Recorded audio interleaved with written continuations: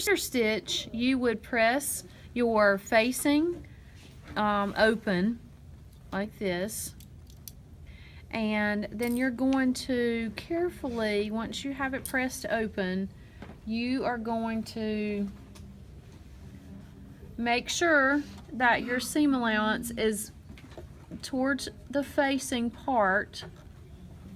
It's pressed, you press it to the back of your facing, and you just sew right along the edge at about 1/8 of an inch from the seam allowance.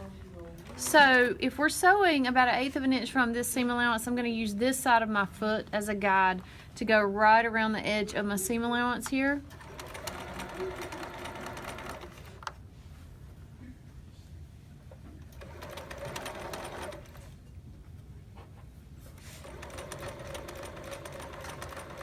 So understitching is just simply folding the seam allowance down and stitching it to the facing to keep the facing from rolling out onto the outside of your garment.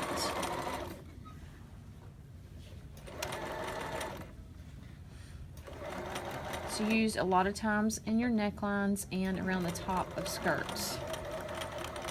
Alright, so once we're finished with that, we now have a beautiful understitch on the underside.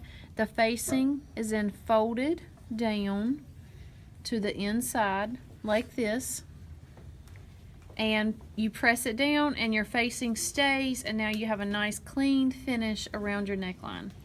So do you guys see that?